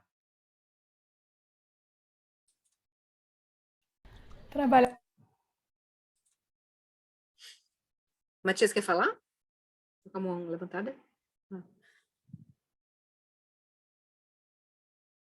Então, quando a gente começa a compreender esses processos, a gente vai entrar numa dimensão que a gente vai de além dos extremos, né? A gente vai reconhecer que é como se a gente vai ver a união de Sansara e Nirvana. Nirvana, Sansara, são aspectos dessa dimensão última. Quando ela está operando em apegada, fixada, surge o Sansara. Quando ela está operando de forma ampla e aberta, é a percepção do Nirvana, da pureza, da experiência. Então, assim, Não é uma outra realidade. A nossa experiência é essa aqui agora. O problema é que ela está eivada, está turvada pela ignorância. Então, quando a gente vai se iluminar, não vai chegar numa outra condição. Não, nós vamos iluminar o que já está presente. Só vai reconhecer a experiência como ela é, o corpo como corpo, os sentimentos como sentimentos, a mente como os processos mentais como processos mentais, como pensamentos, e a consciência e os fenômenos como manifestação da consciência. Então, isso é iluminar a experiência. É iluminar a experiência. E a gente vai continuar operando com esse corpo. Esse corpo vai fluir, vai fazer os seus processos. Se a gente atingir o corpo de arco-íris, a gente vai poder ter maestria sobre energia a tal ponto de, por exemplo, dissolver o corpo assim, né? Que seria o corpo de arco-íris da grande transferência, né? Porque, na verdade, tudo é energia, né? Os físicos já descobriram aí. A matéria bem não se encontra. Eles estão encontrando energia e não sabem bem o que é energia, segundo o Alan Wallace. Então, quando a gente começa a iluminar a nossa experiência, aí os mestres gostam de brincar, o Lama Santo vai falar, a gente vai ver que é uma magia. A consciência é mágica. Ela cria, aí gera uma leveza, na verdade, como o Mingyur Rinpoche falou, uma flexibilidade, uma leveza. Os seres iluminados são seres radiantes, assim, são seres leves, livres, operativos, estão no mundo humildes, né? Camuflados, assim, naturais. Mas eles não são como o Alan Wallace fala, né? Quando um praticante encontrou o Buda, ele perguntou, você é o quê? Você é um Deus? Você é um ser do outro planeta? Você é um ser humano? Ele disse, não, eu sou desperto. Então, é uma condição interna que mudou completamente a experiência. É isso, a iluminação é uma mudança de perspectiva. É uma mudança de perspectiva. E tudo mais vai fluir aí de um outro lugar. Imagina uma pessoa com essa realização, Jesus Cristo, por exemplo, a passagem dele foi tão rápida, mas foi tão estonteante, né? Que deixou a marca assim, da sua presença. O Buda deixou a marca da sua presença. Os seres... Eu nunca assim, encontrei de perto assim, um ser, por exemplo, o Shagdu, conviver assim, alguns minutos com o Dalai Lama, por exemplo, né? Não sei, deve ser uma coisa estranha, assim, porque a gente vai ver uma pessoa que opera com uma outra base, né? A realidade deles é uma outra base, sem deixar de ser humano, que é como ele está manifestando. Então, a humanidade vai ficar mais humana, de fato, assim, com todas as qualidades da condição humana mesmo, assim. Só que desidentificada dessa condição humana, porque ele é mais do que isso.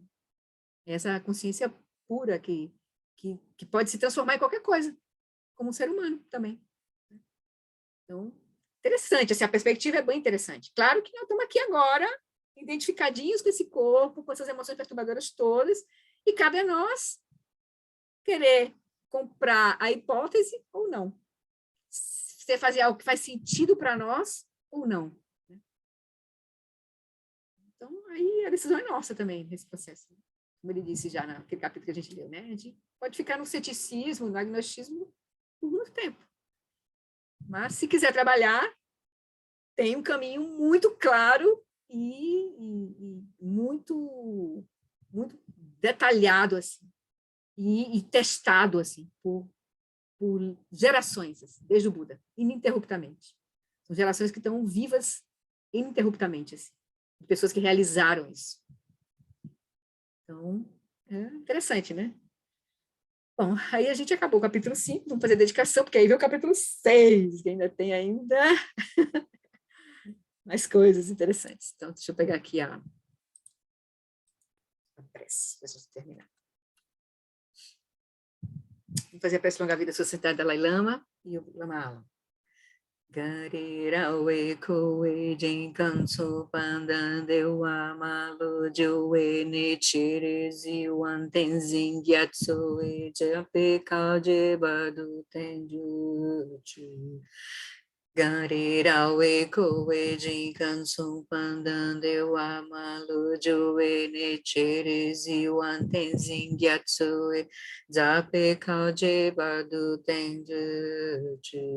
No reino cercado por anéis de montanhas nevadas, Você é, sem exceção, a fonte de todo benefício e felicidade. Poderoso Avalokitesvara, Senhor da compaixão, Tenzin Gyatso, que os seus pés de lótus permaneçam firmes por centenas de anos. Tempa tuando je chanchen, dangye kunsan pema karai, Tenzin ki buza pe tempa, danze krini da shindu tsewaze, Takudrula jampe chachen pa ke zandra menantengu Sitkyam alam wola shizedrapa Iki puchem podzapetengu chi Zalinchi da ke panucho Sugeteni yotabut se pam Lopon kiki kutse zentri Vidro kunda pelandutri padze. Que o professor Sakyamuni, o grande Vajradhara e aquele que sustenta os mistérios de todos os jinas, Padmasambhava, possam firmar os pés de lótus daqueles que sustentam os ensinamentos e fazem com que os feitos do Buda brilhem como o sol e a lua. Aquele que derrama uma grande chuva de amor sobre seres em terras distantes e sustenta-os com o néctar dos ensinamentos do Buda, aquele limitadamente afortunado, o grande ser conhecido como Alan Wallace, possa sua vida ser longa. Em Jambudvipa, em geral, e especialmente no Ocidente, você ilumina os ensinamentos dos jinas como a luz do sol. Ó Mestre, possam sua longevidade e seus feitos ser muito extensos, e possa você guiar todos os seres no caminho da liberação. Então, dedicação dos méritos. Por essa virtude, possa eu rapidamente realizar o Lama de Udiana e possa eu conduzir todos os seres, sem exceção, a esse estado de realização. Gewadi, Nyududa, Organ Lama, Drukyune, Drowachiki Amalupa, Dei, Salagopa, Show.